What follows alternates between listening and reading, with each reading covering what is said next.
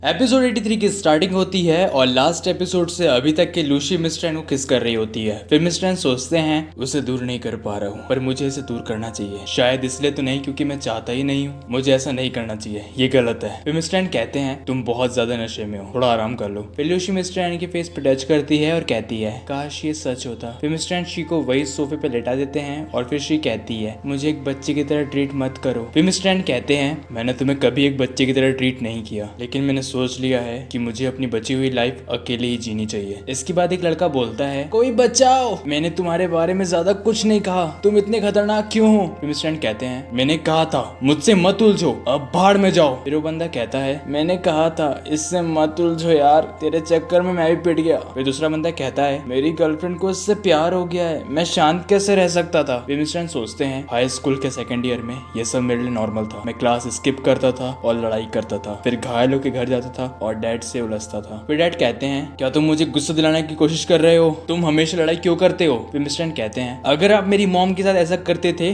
तो आप मुझे मारने की हिम्मत क्यों नहीं करते। इसके बाद मिस्टर की मॉम कहती है मेरे बच्चे अब मुझे जाना है और तुम्हें एक अच्छा लड़का बनना होगा, वो तुम्हारी जरूरतों और तुम्हारी यूनिवर्सिटी की फीस तक पे करेगा, बस तुम हार मत मानना। फिर मिस्टर कहते हैं मॉम कि आप रुक नहीं सकते, आपकी बीमारी का क्या, मैं कोई रास्ता ढूंढूंगा जिससे मैं पैसे कमा सकूं और आपके मेडिकल बिल पे कर सकूं। फिर मॉम कहती है बुद्धू लड़के अपनी पढ़ाई पे ध्यान दो, वो तुम्हारे खर्चों के लिए पे करेगा, अगर तुम अच्छे से नहीं पढ़ोगे तो मैं सारी जिंदगी तुमसे गुस्सा रहूंगी। फिर मिस्टर सोचते हैं उन मेमोरीज में बस मेरी माँ हमेशा बीमार रही। फिर मॉम कहती है मैं ठीक हूँ, मैं अभी भी पार्ट टाइम जॉब कर सकती हूँ और मैं कुछ ही टाइम में ठीक हो जाऊंगी। फिर मिस्टर कहते हैं क्या सच में। फिर मॉम कहती है हाँ मेरी तरफ देखो, जब मैं इतनी देर चलती हूँ तो मैं थकती भी नहीं हूँ। फिर मिस्टर सोचते हैं काश वो सच होता, पर आपने मुझसे झूठ क्यों बोला, मैं नफरत करता था कि मैं कैसे छोटा और हेल्पलेस था। फिर डैड कहते हैं वहीं रुक जाओ, तुमने फिर से स्कूल स्किप क्यों किया, क्या तुम्हें ऐसा लगता है कि ऐसा करने से तुम मुझे परेशान कर सकते हो। मैंने तुम्हें कहा था मुझे फर्क नहीं पड़ता, तो क्या हुआ अगर तुम इससे नफरत करते हो तो तुम्हें अभी भी जीने के लिए मेरे पैसों की जरूरत है। फिर मिस्टर कहते हैं मैं तुम्हारे 1 रुपए भी खर्च नहीं करूंगा। फिर मैंने उस पागल आदमी और उसका घर दोनों को छोड़ दिया और एक सस्ता सा रूम लेके रहने लगा। भले ही जीना मुश्किल था, पर मैंने अपनी पहली राइटिंग सबमिशन से अपने घर का खर्चा उठाया। मैं अपना होमवर्क जल्दी कर लेता था ताकि रात में मैं लिख सकूं। मैंने अपनी उम्र के लोगों के साथ जुड़ने की सभी इच्छा खो दी। मैं अकेला और अजीब बन गया था, पर मैंने खुद को सपोर्ट किया और मेरे पिछले झगड़े की अफवाहों ने लोगों को मुझसे दूर कर दिया। मैंने पढ़ाई में बहुत मेहनत की। इसके बाद एलियट कहता है अगर तू हमेशा गुस्से में रहेगा तो तुझे गर्लफ्रेंड नहीं मिलेगी। फिर मिस्टर कहते हैं मुझे चाहिए भी नहीं। फिर एलियट कहता है तू मजाक कर रहा है ना, तू लाइफ एंजॉय क्यों नहीं करता। फिर मिस्टर कहते हैं मैं शायद तब तक अकेला रहूंगा जब तक मैं मर नहीं जाता, मुझे रोमांस में बिल्कुल इंटरेस्ट नहीं है और ब्रेड के लिए थैंक यू, मैं लोगों के साथ ठंडा रहना पसंद करता हूँ, ये मेरा डिफेंस मैकेनिज्म है, मैं किसी के साथ अच्छा बिहेव कैसे कर सकता हूँ। फिर एलियट कहता है तू सच में काफी अजीब है। फिर मिस्टर सोचते हैं दिन बीतते गए, मैं हाई स्कूल से ग्रेजुएट हो गया और यूनिवर्सिटी में लिखना कंटिन्यू किया। मैं पढ़ाई और काम साथ में कर रहा था। इसके बाद मेरे अकाउंट में 7 डिजिट जितनी इनकम हो गई, इतनी ज्यादा